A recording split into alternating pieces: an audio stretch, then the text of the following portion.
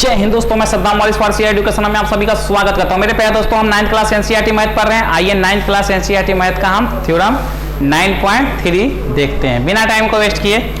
मेरे प्यारे दोस्तों देखिए, कह रहा है एक ही आधार वाले और बराबर क्षेत्रफल वाले दो त्रिभुज एक ही समांतर रेखा के बीच स्थित होते हैं। पिछले जो पढ़े थे ना, उसका जस्ट ये विलोम है।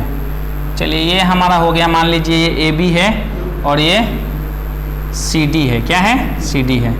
इसको मिला देते हैं और इसको मिला देते हैं। यहाँ से हमारा ए बी सी त्रिभुज बन गया, यहाँ से हमारा ए बी डी त्रिभुज बन गया। चलिए तो लिखते हैं। दिया है क्या दिया है? देखिए, पहला क्या दिया है कि त्रिभुज ए बी सी तथा त्रिभुज ए बी डी एक ही आधार ए बी पर स्थित है। किस पे? ए बी पर स्थित है। दूसरा क्या है? हमारा क्लू दिया है। दूसरा क्लू क्या है कि दोनों क्या है?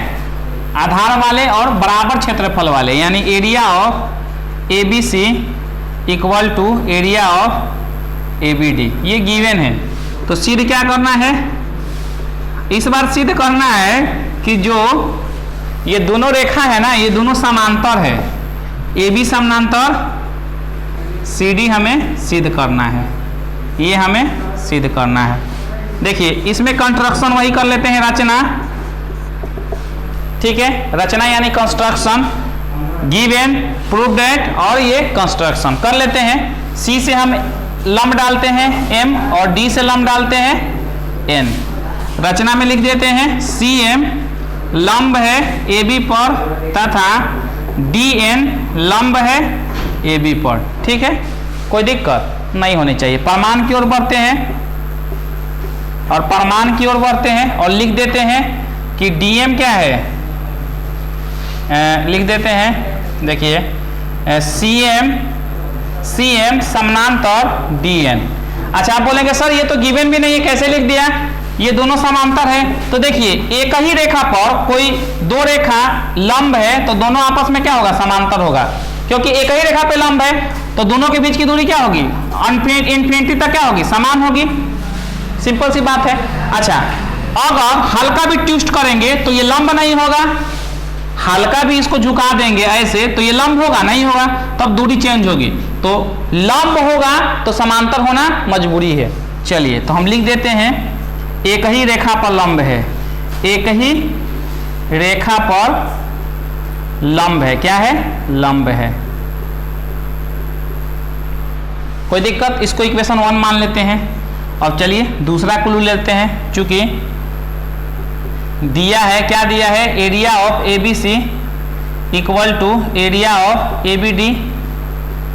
ए बी सी का एरिया ये कहां से? तो यहां लिख दीजिएगा, दिया है।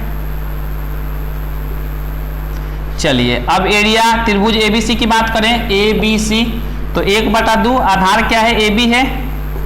आधार क्या है? ए बी है। ऊंचाई क्या है? सी एम है। इसका लिखेंगे ए बी डी का, तो इसका भी आधार ए बी है और ऊंचाई क्या है? इसका डी एन है। 1/2 से 1/2, ए बी से A B cancel, C M equal to D N. चलिए, इक्वेशन 2 देखिए, सी एम समानांतर डी एन और सी एम बराबर डी एन।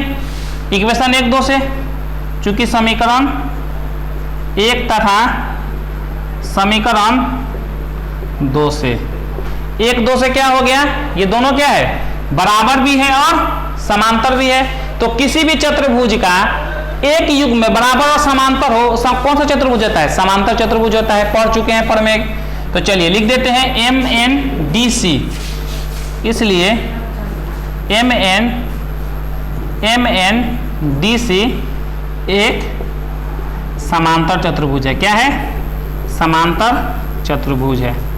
अच्छा, अगर ये समांतर चतुर्भुज है तो एम एन समांतर सी डी होगा ही होगा। चलिए लिख लेते हैं एम एन समांतर सी डी। एम एन समांतर सी डी। कोई दिक्कत? अच्छा, देखिए एम एन को एम एन बोलिए चाहे ए बी बोलिए, वही रेखा है। तो हम भी लिख देते हैं ए बी समानांतर CD।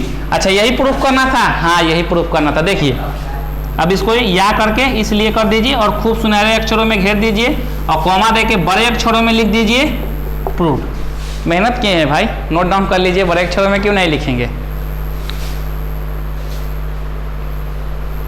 तो आज के लिए इतना ही मेरे प्यारे दोस्तों।